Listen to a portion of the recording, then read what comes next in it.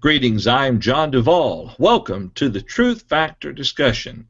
We hope that your day is going well, and we'd like to thank you for joining us for this time period of factoring the truth of God's Word into our daily lives. Good morning, gentlemen. Let me start with our guest host today, Seth McFarland, Seth McDonald. How you doing this morning, Seth? I'm doing well, I'm really glad to be with you guys down here from Florida. It's good. It's good to have you with us today. Paul is unable to make our study today due to some local responsibilities that he has. So we asked Seth if he'd like to sit in with us and join us for our study today. So it's good to have you with us, Seth. Tom, how are you getting along today? Doing fine. Good to be back for another week of study here on the Truth Factor. Welcome to everybody who is in the audience. Looking at those who are registered, you're here on a regular basis. It's good to have you with us. We thank you for giving us this hour every week, and we certainly hope that there are people that are watching this program above and beyond just when we are broadcasting it live. Of course, it's available. It's available at the website, Truth Factor website, all the time, as well as YouTube. You have John, you have a link on YouTube for this program as well, do you not? As a matter of fact, if you'll in your browser, when you go to youtube.com, type /TF discussion, and that'll take you directly to our YouTube page. And matter of fact, any of whether you're watching on live.truthfactor.com in the replay, or maybe you click on the posted link when I post the new study on the page up front. Either way, if you'll click on the YouTube icon that's down on the lower right side of the video screen, it'll take you directly to our YouTube page. But it's youtube.com/TF discussion. And I've got a playlist there for this study, and it'll bring you up to the most recent one. Absolutely. Right. Yeah. And if you type in Truth Factor in your search, well, no, it doesn't take it there. If you type in Truth Factor John Duvall, it goes to yours first, and that can get you to the page. Yeah, or Truth Factor discussion. Just type in 3 separate words; it'll bring them up there. Yeah, exactly. It'll get you there. So it's available above and beyond, and we would appreciate you if you let your friends know about it. You know, you just brought to my attention, I need to modify the website to make it. Well, hang on a minute. Let me walk you through this real quick for a second. I'm going to screen share the website, truthfactor.com, and you'll notice right over here, if you'll just scroll down. Now, you won't see it on the live discussion page because I removed that column from there. But going to truthfactor.com, you'll see over here on the right-hand side, you should see a link. Well, shame on me. I don't have a link. Well, that's not good at all. All right. Bear with me a minute. I'm going to make that correction real quick. Okay. All right. Well, so anyway, because it just dawned on me that there's no easy way from the website to access the YouTube page, and that's a bad call on my part. So go ahead, Tom. And I was going to say, and while you're doing that, I'll just try to get people caught up to where we are at. Please do. Yeah, we are going to begin today in 1 Corinthians chapter 10 and verse number 23. Paul is still dealing with the conscience of brethren, and also are being an example to those who are not believers, making sure that we do not leave the wrong impression to the best of our ability. And that's what we're going to be dealing with today. And as I said, what he has been dealing with, he's been talking about fleeing from idolatry. He's been dealing with the attitude that these brethren have toward one another, not treating each other properly, not thinking about the conscience of their weaker brother. And we've explained that weaker doesn't mean necessarily that they're weaker in the faith, but they just don't have the conviction to do something, or they don't have the conviction that something is a liberty. And if your actions cause your brethren to stumble, then you're going to be held just as accountable as they are. And of course, it's with that in mind that we come into our text that we are going to be dealing with today. Well, and let's not forget, and I think that's a good summary, but let's not forget 14 through 22. Yes. Where he forbids them he reminds them that you can't go and partake from the worship service of idols and at the same time turn around and worship God. So kind of making a distinction there between here's your liberties, and you don't want to cause someone to be offended by your liberties, but keep in mind that we don't engage in this type of behavior. Right, yeah, exactly. And that's going to be applied here in the text that we're going to be reading today. So. Yes, yeah, exactly. All right. Seth, any thoughts on that before we continue? No, I'm ready to go. Let's do it. All right, let's do that then. By the way, I've updated the blog site or the website. So the next time you go to truthfactor.com, over the right-hand side under blog roll, you'll see YouTube archives. And I'll kind of rearrange those a little bit later. So let's begin, starting with verse 23 of 1 Corinthians chapter 10. And Seth, if you would, let's go ahead and read beginning in 23 and read down through verse 33, which should bring, well, do me a favor, read down to chapter 11, verse 1, although I won't be able to bring 11:1 up on the screen that quick. All right. New American Standard, all right? That will be fine. I don't think I've got it. I'll just follow along with the ESV. That might be close enough. Okay, well, I can go to ESV, just as easy. All right, ESV. All things are lawful for me, but not all things are helpful. All things are lawful, but not all things build up. Let no one seek his own good, but the good of his neighbor. Eat whatever is sold in the meat market without raising any question on the ground of conscience. Eat whatever is sold in the meat market without raising it. Oh, I'm sorry. I just read that again. Verse 26. For the earth is the Lord's, and the fullness thereof. If one of the unbelievers invites you to dinner, and you are disposed to go, eat whatever is set before you without raising any question on the grounds of conscience. But if someone says to you, this has been offered in sacrifice, then do not eat it for the sake of the one who informed you, and for the sake of conscience. I do not mean your conscience, but his. For why should my liberty be determined by someone else's conscience? If I partake with thankfulness, why am I denounced because of that for which I give thanks?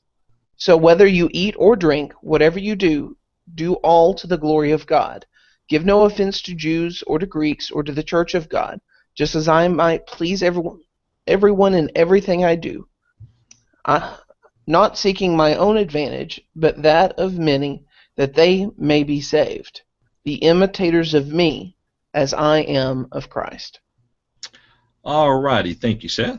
All right, let's step back now, back up to verse 23.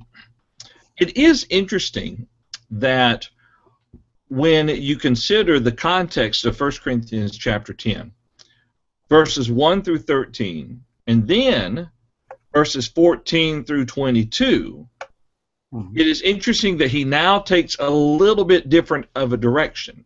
The first portion there, he's telling them not to be arrogant like the generation of old, and that with every temptation there is a way of escape.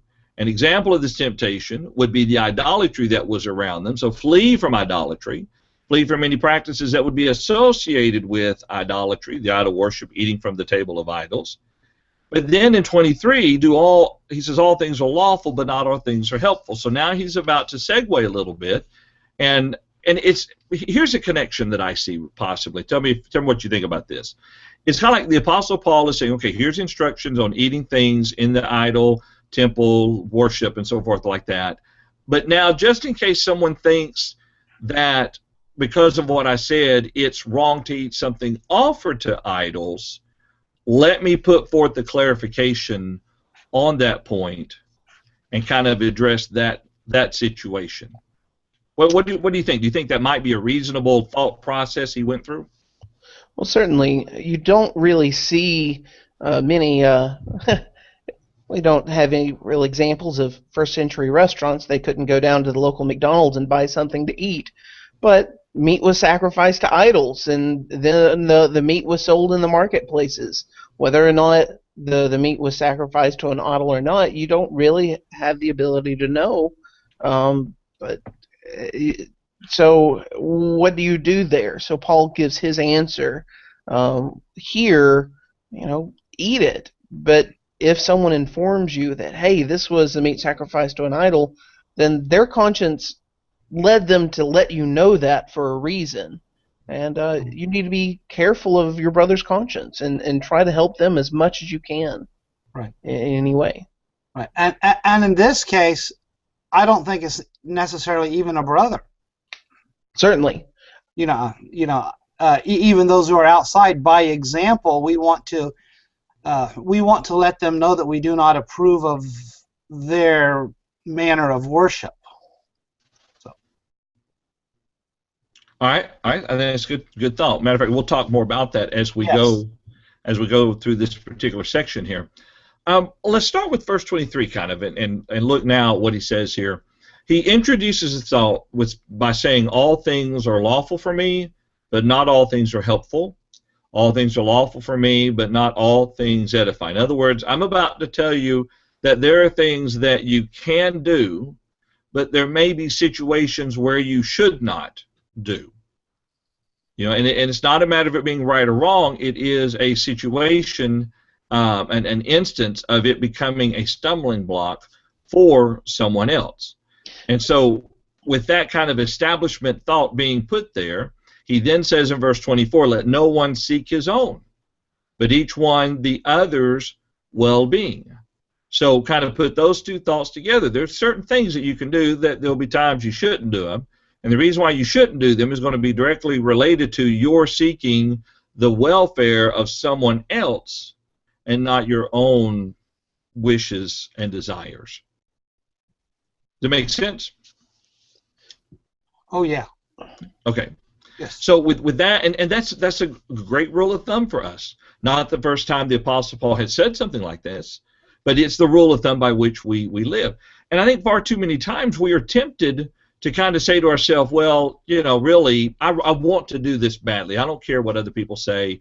I don't care what other people think. I'm going to go ahead and do this. It can become, whatever it may be, can become a stumbling block. And we must not be so selfish that we overlook the weaknesses, the conscience of others, depending on the situation we're in. Certainly. And it's a throwback to what he had just said back in chapter 9, verse 22, how he was willing to become weak like those who are weak so that he could gain the weak. You go to where people are to help them understand. You eat what's put in front of you. You take advantage of whatever situation that the person is in that you're trying to help, and you start from there. You don't need to come in and just throw your what might be perceived as better than you weight around and hurt where they already are. I think you're right. Brian makes a good point in the chat room in relation to this. Let me bring this up here for a moment. Tom, would you like to read Brian's comments there? Sure. Yeah, he makes the point. I know that we have hashed through this quite a bit, but I find it interesting that here Paul says to eat, but the command of James and the disciples in Acts 15:29 was not to do so.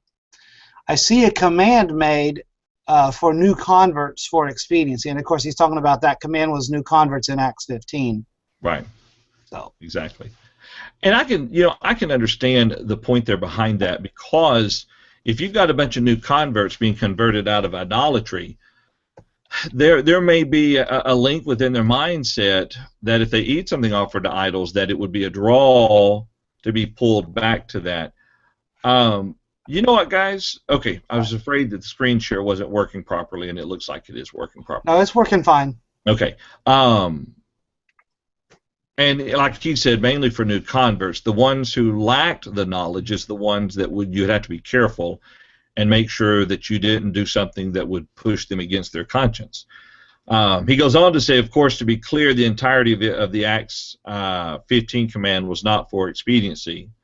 Think about the point of fornication there. It was to keep them out of sin. And I think in that case in point, in Acts 15, they weren't even dealing with the case Well, what if I buy something from the market?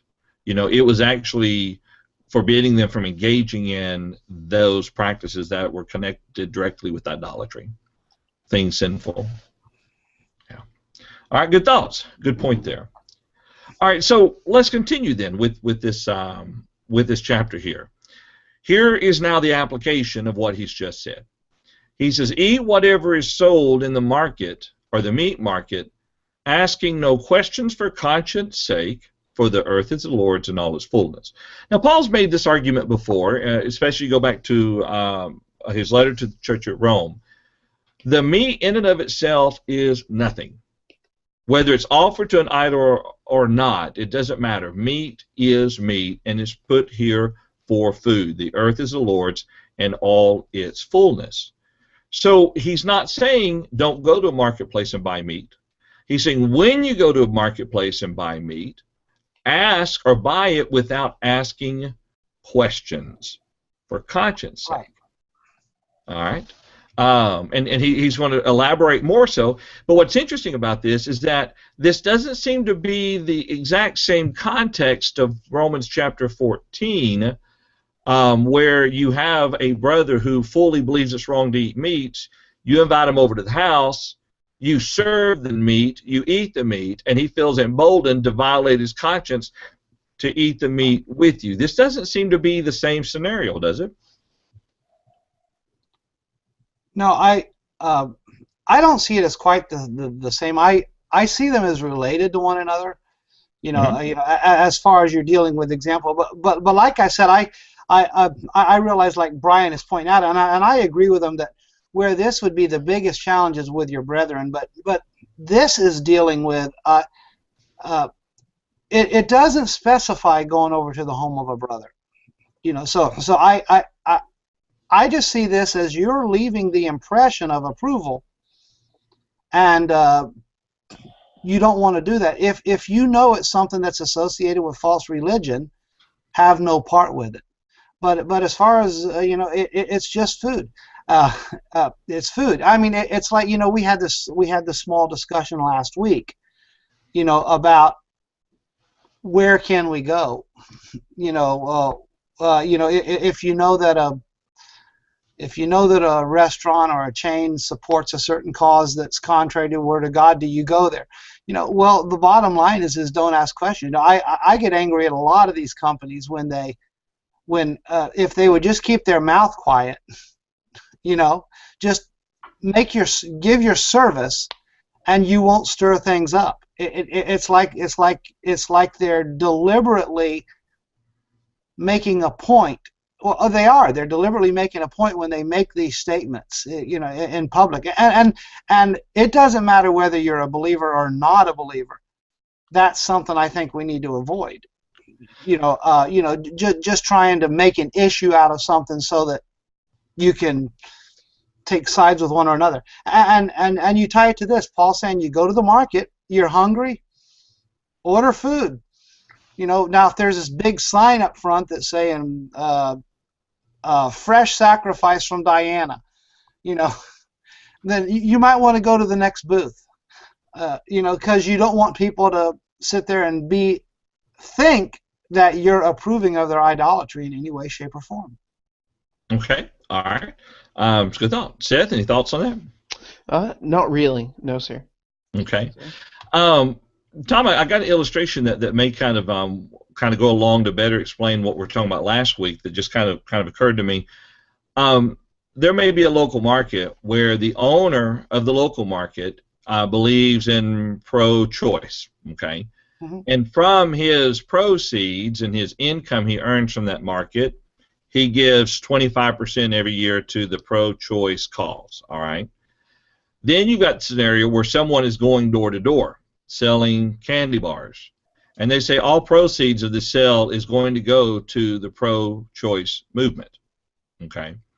On one hand, you could go and buy from the marketplace, knowing that, I mean, they're not going to assume that you support the pro-choice movement just because you're shopping in there, right? Unless there's some major sign that says "Shop here and support pro-choice." All right. Yeah. But when the person sells you a candy bar and explains to you that the proceeds are going to go for the pro-choice movement, then although it's a chocolate bar, and there's nothing wrong with chocolate, I don't think, you can't buy it because you would then be condoning the pro-choice movement. Yeah, yeah, exactly. And to take that just a step further, out here in California, we have I don't know how big it is. I think it's just a small chain, but I've driven around. I've seen a couple of them. We have some out-of-the-closet thrift stores. Sure, I got you. And they support basically the HIV, but cures for HIV and so on. But clearly, you can tell by the name and everything else that it's a pro-homosexual agenda that's associated with them. Right. I could not shop in that thrift store. Because you know what's going to happen with the money, although you're buying an item. Yeah, you absolutely know. And again, that's a little bit different from Actually, it's pretty same thing. It's pretty close to the text here. Yeah, exactly. It's not that you buying it would be wrong because you're buying an item. But you're just paying for an item or service. Yeah, but from their standpoint, you're supporting their cause now. Yeah, exactly, and they've made it known that this is what we support, and it's not just that it came out in a conversation somewhere that they support. I mean, it's on their sign. Yeah, and so if you buy from there, they're going to assume you support their cause. Exactly. I remember Go ahead, when I was in Tennessee growing up, I remember that a big thing when I was a senior in high school was that Tennessee was going to start selling lottery tickets, and it was a great big thing. And a lot of people at church said that they would not buy gas from a gas store that would sell lottery tickets. Do you know how many gas stores do not offer lottery tickets? Yeah. I was going to say they've started walking, haven't they? Yeah, it's impossible to do. Can you buy gas and people not assume that you support the lottery? It goes to your point that you cannot or just because you buy gas somewhere doesn't mean that you support everything that they sell. Right. Yeah. I mean, out here, every grocery store, every drug store sells liquor. And they have a pretty substantial section of it. So, I mean, does that mean you support the liquor industry? I mean, I don't go down that aisle. You know what I mean? I mean, even our Walmarts sell it out here. So I mean, you can't get away. I mean, again, you couldn't shop anywhere. That's right. Yeah. If that's the standard to live by. Yeah. Exactly. So. All right. Well, let's continue then with the text and see how the Apostle Paul then builds this up even more so. Notice in verse 27 now, he continues the application here. If any of those who do not believe invites you to dinner, and you desire to go, eat whatever is set before you, asking no question for conscience sake. Now, we might want to assume, if we were looking at this for the first time, that he's talking about the conscience of the Christian who is eating with these individuals. But as we read through the text, we find it a little bit different. Look in verse 28 there. If anyone says to you, this was offered to idols, do not eat it for the sake of the one who told you, and for conscience sake, for the earth is the Lord's in all its fullness. So it's very interesting. It's, if you go to dinner with someone who's not a believer and they say, by the way, this meat was offered to the goddess Diana today, and now we get to partake of it. At that point, you've got to say, well, I can't eat that. Not because it would be wrong to, but you would make that individual think that you condone the worship of Diana. And so now as we see this, it makes Paul's point even more clear. Not only are we to not engage in idol worship practices, we're not even to look like or make people think or lead people to think that we approve of those practices. Right. I think something else that's important to notice here, that teaching spiritual truth to someone that has invited you over to dinner. They're very gracious. They're hospitable to you. If you were invited to go to a gospel meeting and you're preaching on Sunday morning, and this couple has invited you to go to their house for lunch, and you never saw the wife a single time, but when you get there, she's there and she's cooked and she's got all the food ready for you, but she skipped services in order to be able to feed you.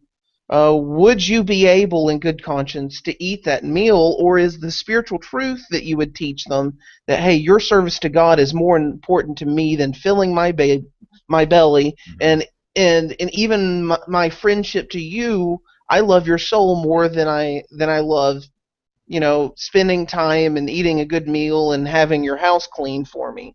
I appreciate your hospitality, but I can't eat here with you today. Would you be willing to do that? I know that I certainly would, because it seems like that's what Paul is asking them to do.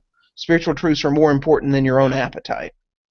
Right. Well, let's take your illustration for a moment. When you consider what Paul's talking about here, there aren't many modern-day applications. Okay, since we don't worship idols, there aren't many situations where here's a right thing, but if you know something about the right thing, then it's something you should stay away from. Okay, it's hard to find a like-for-like situation since we don't have great idolatry worship today. But the illustration you brought up is a very interesting point, because while it would be fine to eat the food with them, the fact that she sacrificed worshiping God to prepare it would make you, it would come across as you saying, hey, I'm glad you stayed home and cooked this meal. It was great. That's the message you're going to send. And that message can be very devastating to that individual's faith, and that they need to see that worshiping God is very, very important to you, and should be to them. Far more important than preparing a meal for me to come over. Certainly. Yeah. Good application. Now I might get in trouble for saying this, but I would also you would also consider the circumstance, like, for example, if this was a new couple and it was the first time, you might I might handle that a little differently, just with a new convert. A fairly new convert, and they're inviting you over to their home for the first time. I might go that time, but engage in a discussion with them about it, if that makes sense. I think I'm just saying that's you. I think you would have to weigh the situation. Exactly. But I totally agree. I mean, you've got somebody who knows better, and they're demonstrating. They're demonstrating, like you said, the disregard. Now, one point that I want to make, when looking at what we were talking about here, is factoring ignorance into this discussion. And what I mean by ignorance is that's already accomplished. We already have ignorance in this discussion.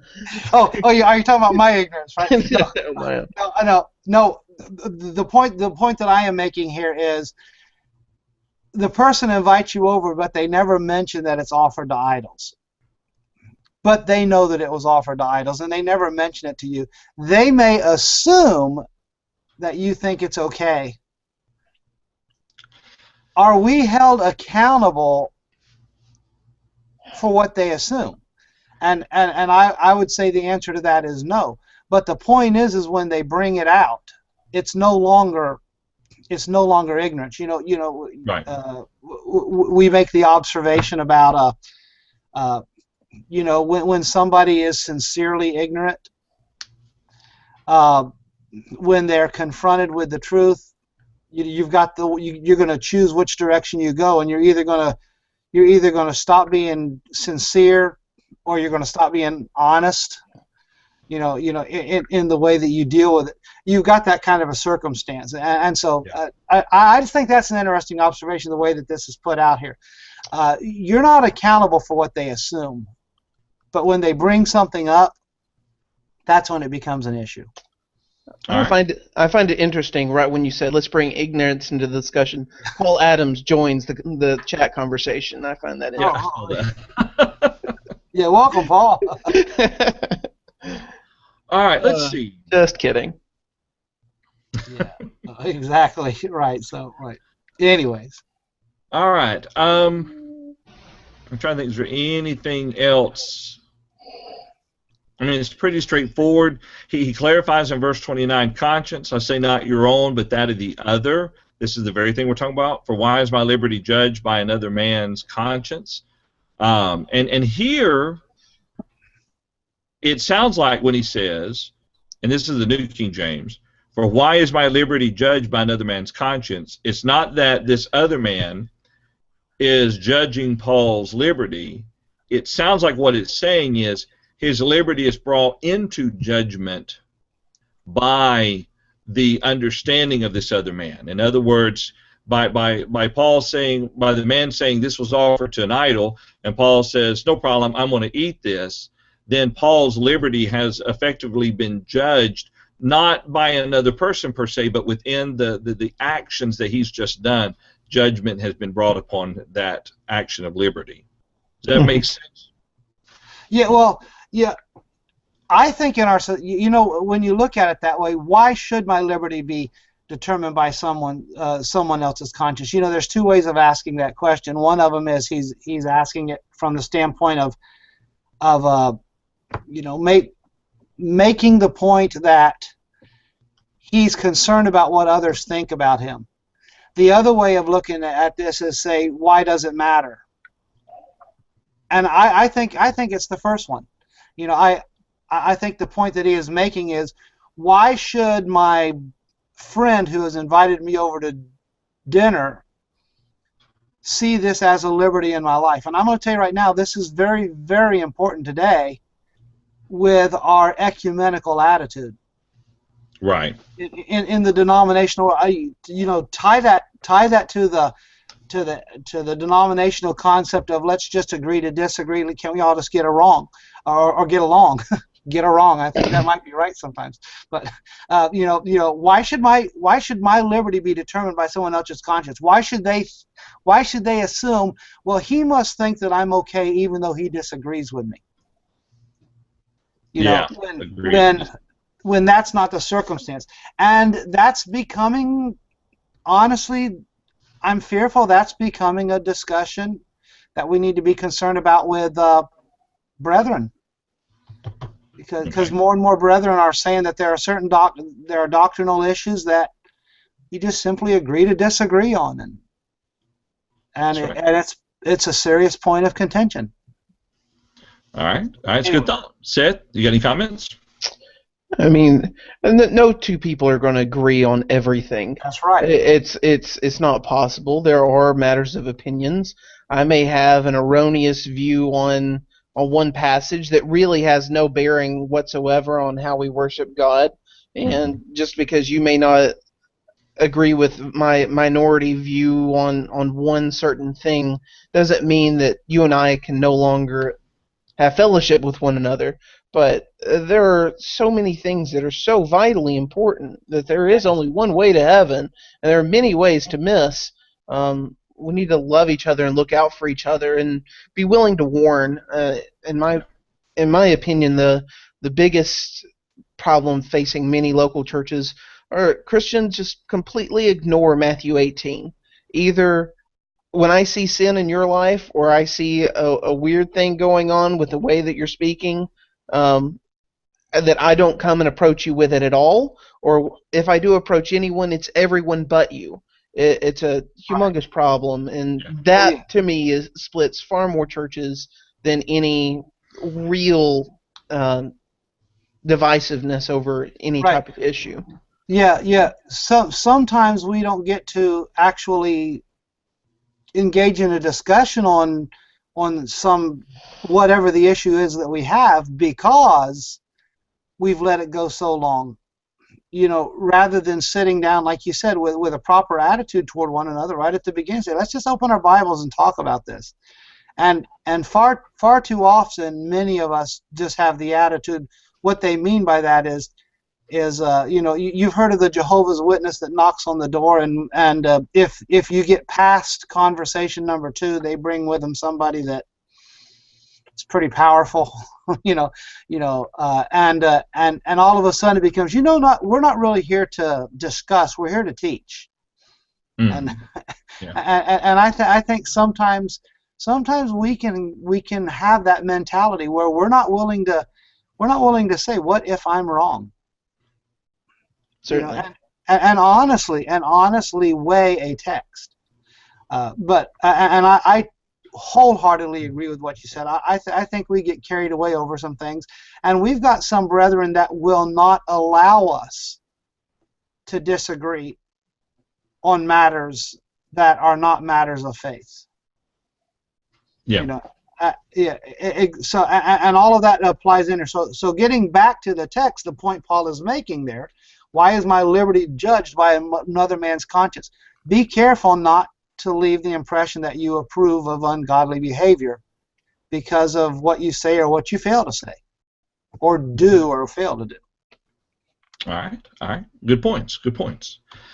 I want to come back one thing I mentioned a while ago, as far as in his statement for why is my liberty judged by another man's conscience. Right. It's interesting when you look at the English Standard Version, it renders it for why should my liberty be determined by someone else's conscience. Depending on how you word it, it's almost like you're saying, you shouldn't do something, although you have the liberty to do, if it may ultimately hurt or hinder the other individual. But why should my liberty be judged by someone else? Why should it be determined by them? I still think, though, that the idea here is his actions ultimately bringing judgment because of the end result. Verse 30 kind of points in that direction when he says, "But if I partake with thanks, why am I evil spoken of for the food over which I give thanks?" Yeah.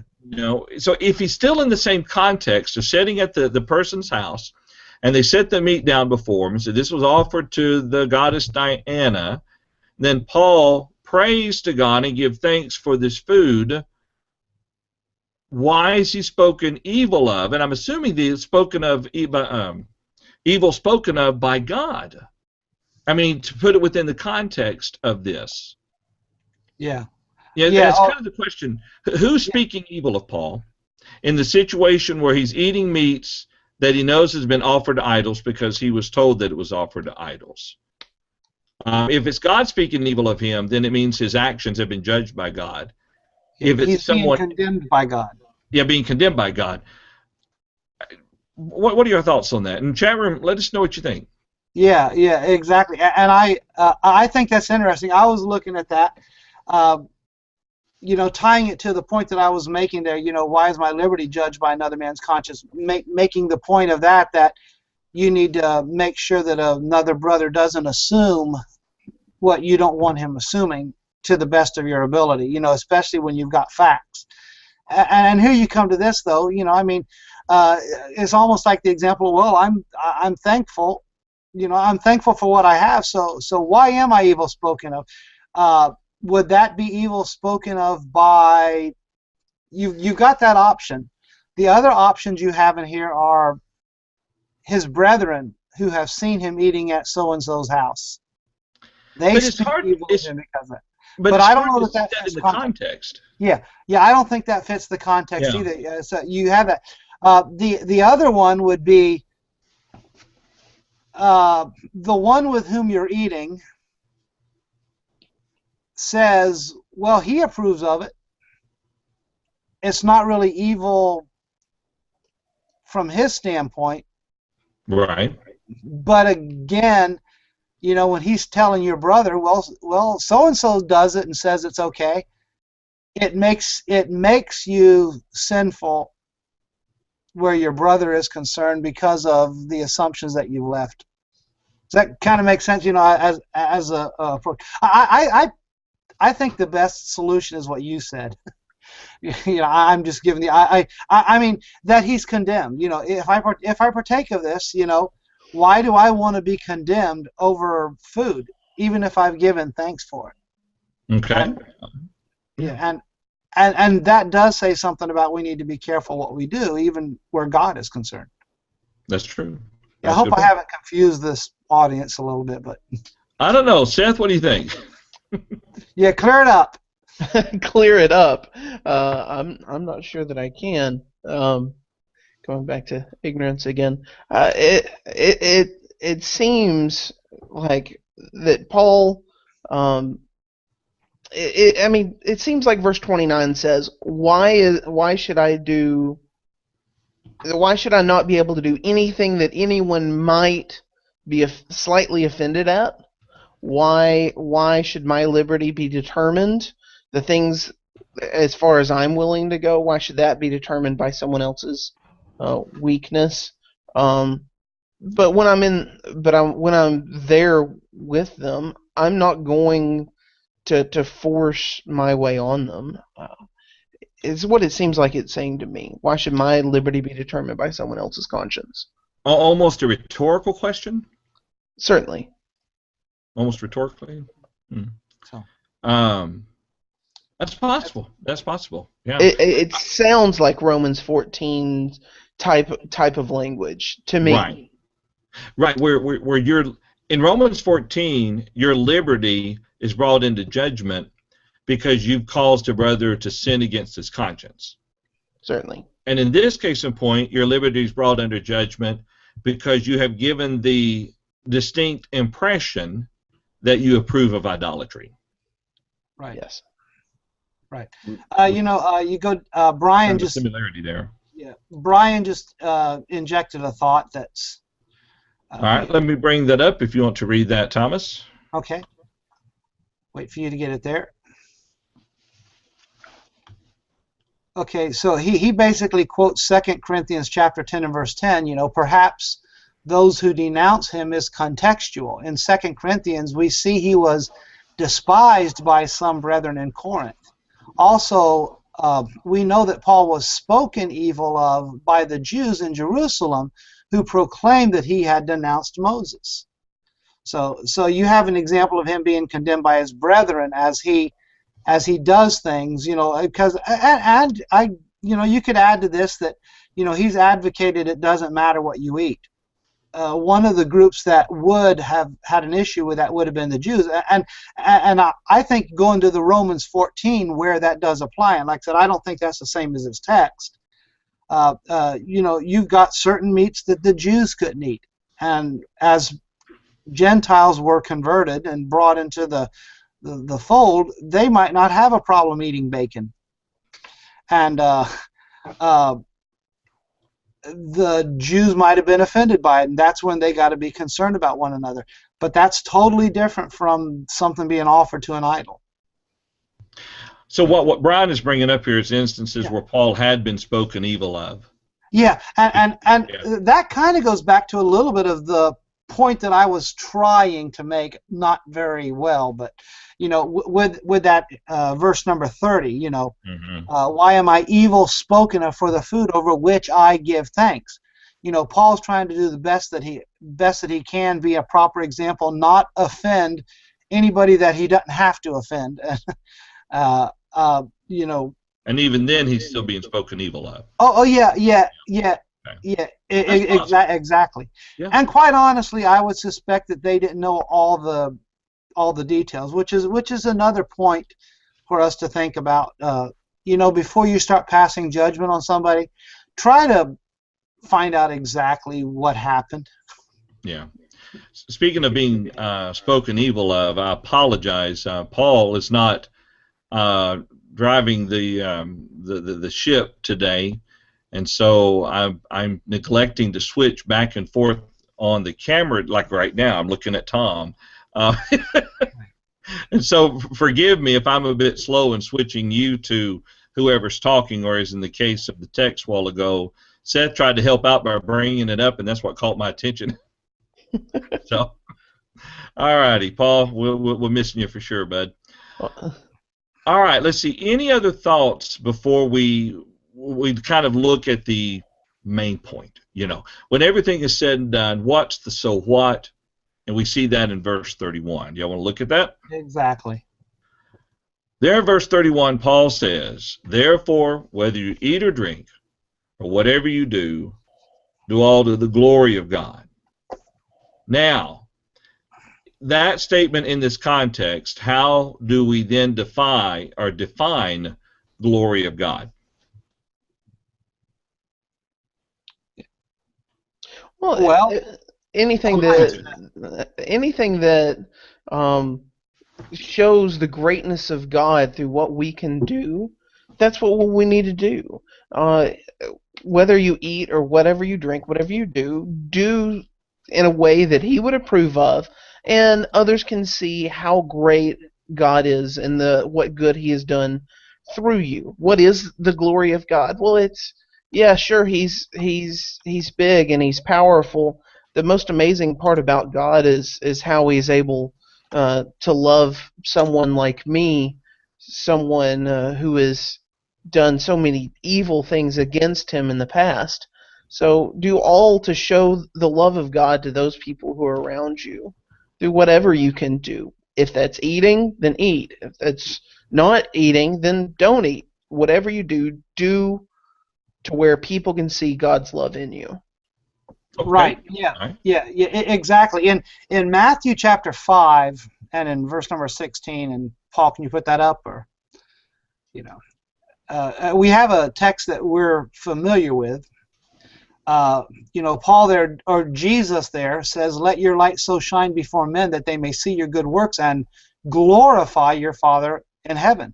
When we are a proper example, we are bringing glory to God, and of course, that's what we need to keep in mind, and that's what we need to keep reminding ourselves. That's what it's all about, is bringing glory to God. All right. And I agree with what both of y'all have said, but let's kind of bring it back to the context one more time.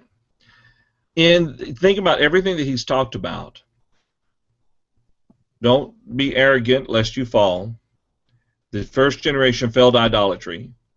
Y'all are engaging in some of you are engaging in idolistic practices of worship. Stop. You don't want to make anyone think that you worship idols. Our actions should glorify our Heavenly Father and not idols. You think about the immediate context. It's almost like he's implying to them that anytime you eat meat and the person knows that you know that it was offered to an idol, you're no longer glorifying God. That action is glorifying the idol. Whether you intend to or not, it's giving the idol the glory. But if you don't ask and you eat, then that situation has not developed, and what you're eating, what you're doing, is not robbing God of His glory. Kind of expanding it, I've heard people expand the verse too far and say, well, if you play the cello, play it to the glory of God. If you bake a chocolate cake, bake it to the glory of God. Whatever you do like that, it's got to be to the glory of God. But I think within the context of this, and this ties to what you were saying, Tom, and you as well, Seth, I think within the context, whatever we do, it must never minimize God in the eyes of the person that we're talking to. His will and his sovereignty must always be manifested in our actions. And anything that we do that's contrary to that, or even would remotely suggest that, is something that we need to stay away from. Right. Yeah. Exactly. And I think he kind of summarizes all that in verse 33 also, Exactly. Yeah. As he's wrapping it up, and I know we're getting ready to go into that. So. Matter of fact, let's go ahead and do that. Or 32. Now, and let's start there at verse 32, and I'll bring it up on the screen as well. Give no offense, either to the Jews or to the Greeks or to the church of God, just as I also please all men in all things, not speaking my own profit, but the profit of many, that they may be saved. Right. All right, so notice here for a second what he says in 32. Verse 32. Give no offense, either to the Jews or to the Greeks or to the church of God. Let's see. What are your thoughts on that? What does he mean when he says give no offense? Right. Who wants to take that? And remember what he says, to the Jews or to the Greeks or to the church of God. Yeah. And I think that covers everybody. And the idea of offense, and we've actually discussed this already. It's not the same as the English word offend that we talk about now from the standpoint of you've hurt my feelings. Literally, the idea is do something that will cause brethren to stumble. You know, I believe in the midst of all of this conversation, a little bit earlier, Paul talked about how he became all things to all men so that he could win some. Well, you know, here he makes the point. He says, live your life so that you're not causing anyone to stumble. And notice who he mentions, the Jews. Paul was the Jew. And he's talking about his Jewish brethren who are not brethren in Christ, I believe, Gentiles, and the church of God, which is his brethren. So I think he covers all three groups here. You know, whether it's Jew or Gentile, the two major factions, and your brethren. Don't offend anybody. You know, I mean, don't live your life so that you don't care about others. You need to be concerned about everybody. Okay. All right. Seth, what are your thoughts? Well, he covered it very, very well, better than I would have. I appreciate it. I'm learning. I'm thoroughly enjoying studying with you guys. Well, thank you. Glad you could join us today. What I'm kind of looking wow, at, that's good. Kind of what I'm wondering about this is that either we can take this as a very generalized statement, which there is some benefit to doing that, but we kind of ask the question, how would a Christian such as Paul and even the brethren to whom he's writing, okay, because this is a command to them, give no offense either to the Jews or to the Greeks or to the church of God. To the Greeks, it would be, at least in the context here, it would seem like it would by making them think that you agree with him. Maybe the same thing would be applied to the Jews by behaving in a way that would make the Jews think that you agree with them. Or maybe I'm getting too specific. What do you think? You think it's too specific there? Maybe it's just in general, we should not do anything or say anything that would mislead a Greek, mislead a Jew, or that would hinder the church. Right. Well, what I would say in that, though, is I think it's a little more general, mainly because he mentions brethren there. You know, he mentions the church of God. I mean, because you've got everybody covered in those three groups. But my question is, though, is the idea of offense, and you've already talked about this, is to stumble or actually to fall, okay? What can I do, or what could a member there in Corinth do to make a Jew fall? Yeah. Or what could a Christian in Corinth do to make a Greek fall? You see what I'm saying? I mean, looking at it like that. And that's why I'm saying, tying it to the context, if you make them think that they're right, then that is an offense. I mean, you cause them to fall, if that makes sense, or to not learn the truth. Right, and that means it's important to be aware of your surroundings. You know, as in who you're associating with. Well, but not only that, if you're studying with, one time years ago I had studied with Mormons, and every time they would leave our Bible study, they would say, God bless you. I could not return that statement. Right. You know, because I would be condoning, in a sense, condoning them. Right. Making them think they're right. Right. Seth, any thoughts? No, sir. Sorry. I guess what I'm trying to say is in the very general, give no offense either to Jews or to Greeks or the Church of God. As Tom said, you can't look at this, well, I got to be careful not to offend them. Because that's not what he's talking about. No, it's not. He's talking about causing them to fall from learning the truth, to fall from, being brought to the Lord. And hence the Church of God. And you think about it. If they were to make a Gentile believe that he's right, if they were to make the Jew believe that he's right, then they have just hurt the Church of God in a manner of speaking, and has brought offense against the Church of God. Mm-hmm. Possibly, Right. At least something to consider there. Any thoughts in the chat room? Are they? Let's see. It's pretty quiet. Several. Well, it was all about getting the video working again. We haven't. Okay. Right. Yeah, Paul. He may not even be able to hear me. When I tried to view on the little mobile site, I got the same situation with the video not playing on the mobile site, and I don't quite understand why. It goes back to what we're talking about at the start of the study. Right. Yeah. Some tweaking needs to be done.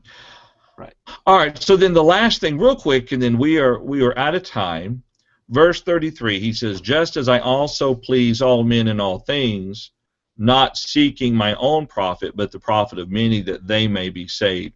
Pleasing not in the sense that we would think about it as far as making folks happy, but doing what is best for all men. If it's better for me not to inquire where this meat came from, then I'm not going to inquire where the meat came from. You know, it's just that simple, because ultimately he wants them to be saved. Right. Yeah. I mean, if this is just a condemnation of, among other things, just hateful behavior. You know, I mean, you've got that Baptist church or whatever it is that goes and protests people. You know, I mean, there's a lot of things I don't agree with them on, obviously. But what they do does more harm to the cause of Christ, even in the areas where they may be standing for the truth, because they're so hateful in the way that they do it. You know, well, I don't think he's talking about that necessarily here. I agree with you. Okay, yeah. I agree with you completely, but I think contextually that's not necessarily what he's addressing. Right. Well, and like I said, what I see in this is, you know, causing to stumble. You know, I see, you know, Paul seeking to please all men. I tie that back again to the "I have become all things to all men," in the hopes of being able to teach them. Yeah, exactly, and being able lead to teach them to the Lord, not away from the Lord. Yeah, he's establishing a manner or a disposition with himself to where people want to engage with him. If you know, his rude behavior turns people off. You know, hateful behavior turns people off, drives people away. Even if you have somebody that potentially would be receptive, a hateful attitude, a rude attitude, a prideful, arrogant attitude could build a wall where you do not have the opportunity, and I might add, your brethren do not have the opportunity because of because you're associated with the Lord's body if they find that out. So I actually see that in this whole thing is I see this is a point that Paul is he's talking about, you know, deal with people in a way that is pleasant, including this brother who has invited you over to his house. You know, and he said this is offered to idols. You know, there's a couple of ways to leave. I'm sorry, I can't partake of this meat because I do not believe God would be pleased with me if I do that. You know, and be pleasant. Or you can get up. How dare you bring me to a home like this? You know that I believe in Jehovah God. Why would you bring me into your house to serve your moron God? Or you know, I mean, something like that, and then go storming out. I see that I see all that in the context. But. Well, I understand completely what you're saying. You know, we're talking about the mannerism where we approach someone in love. Right. Yeah. And I think we definitely in doing what Paul says here could go too far, not too far, but be unloving in our attitude towards them. But what are your thoughts, Seth? Throw it to you here. I mean, it certainly seems that what he's talking about is so fundamental to the gospel that you look out for the interests of others before you look out for your own interests. I try to please everyone in everything that I do. I'm always looking out for the betterment of other people. Sometimes what's best for someone else isn't necessarily exactly what they may be asking you to do, but it's what you've got to do. You've got to serve them in the way that would best please God. Behind everything that he says, he's obviously not saying, well, I'm going to please everyone instead of pleasing God. Right.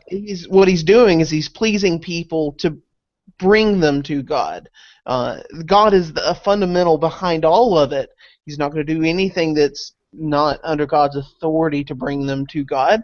He's going to take care of his own pride, humble himself, and look to the betterment of other people rather than himself.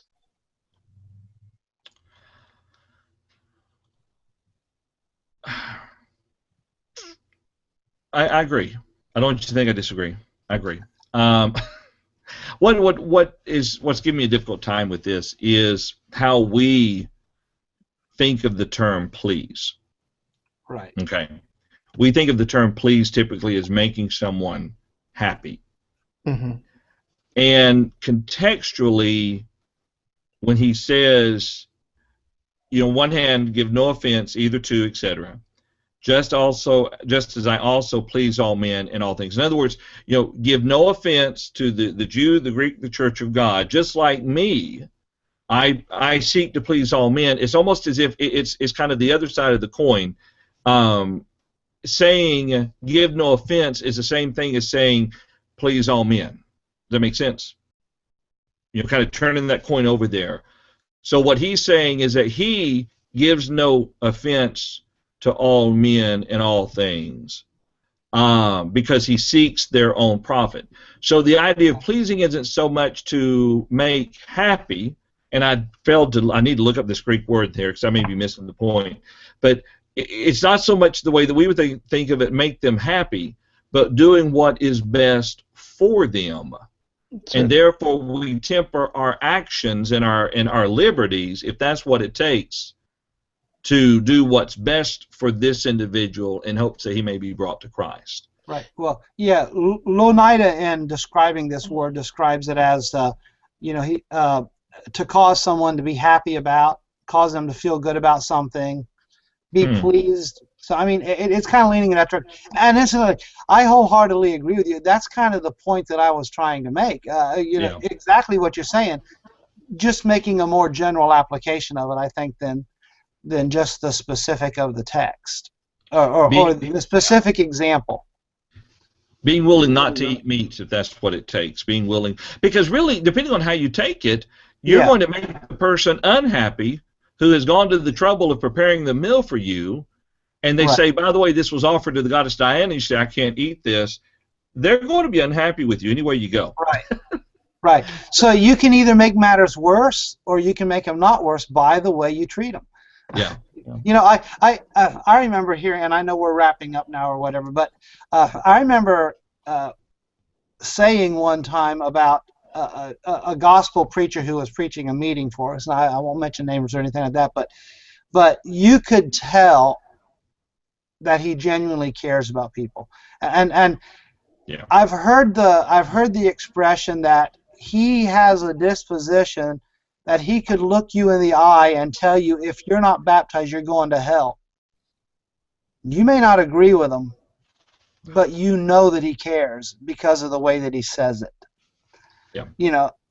And then you've got the other one who says, well, the truth is the truth, and I don't and I don't care how you feel about it. I'm going to tell you the truth anyways. Yeah. And I've dealt with both, and I'm pretty sure you've dealt with both. I've unfortunately been both. What's that? I've unfortunately been both. Yeah. So I mean, yeah, exactly. So I mean, so here's warning about the disposition, and that goes back to everything. I'm glad Seth brought up verse 24. Don't seek your own, seek the well-being of the other, and that's what started this section. So, and by the way, it actually ends in chapter 11 and verse 1. Do we want to cover that, or do we want to save it? Well, maybe our summary. Well, let's plan to save it. He does say, imitate me just as I also imitate Christ. We'll talk more about that next week, just by way of a brief backup, Yeah. And that'll help us summarize. Yeah, let's go ahead and call chapter 11 done, or chapter 10 completed. And the next week, when we start chapter 11, we'll actually look for just a moment at verse 1 and its connection with 10, and then pick up with verse 2, and try to cover the issue well. Sounds good. All right. Any other thoughts or comments? All right, Seth, it's good to. I'm glad you're able to have joined us today. We appreciate you filling in for Paul and Daniel. It looks like you had to cover both of them, so you did a good job. Any other thoughts or comments, Seth? Let's start with you. Well, I greatly appreciated joining you guys. I always learn so much when I open up the Word of God, and encourage everyone out there to study more for yourselves, because we're all accountable. However, we take these passages before the Almighty God, we need to study them for ourselves. We can't say, well, John Duvall told me it was this way, this and this. It doesn't matter. We're responsible for our own interpretations of the text and how we apply them. Above all, treat everyone better than yourself. Look towards to serving others. It's such a huge problem in our world, and I'd encourage everyone to take these things that we've talked about today and find a way to seek for the betterment of someone else. That's right. That's a good point. Seth, we appreciate you joining us today. Thank you. Tom, any final thoughts or comments? Yeah. Once again, I express the same sentiments as Seth. Glad that he's with us from Clearwater, Florida, which is actually close to Tampa, and so it's in the Tampa area. And it is good to have him with us today, and it's good to have our audience. And again, we thank you for your participation, everybody that joined in and helped us with your comments, and even those that listened. And I know you would have chimed in if you had something more to say. So thank you to everybody for supporting this effort, and it is our hope that God will be glorified, that His word is magnified, and that we are true to His word. John? Absolutely. Absolutely. We'd like to say thank you so much for joining us for this time period of studying the Word of God. We'll continue this discussion next week when we will begin with 1 Corinthians chapter 11 with Paul and with Daniel as well, Lord willing. And Seth, again, thank you so much for joining us. Well, thank you so much. Lord willing, we'll see everyone back here again next Wednesday at 11 o'clock Central Time. And Seth, you get Paul's line. That'd be noon Eastern Time. And 9 o'clock Pacific Time and 6 a.m. Hawaii time. Right here at live.truthfactor.com. Have a wonderful week.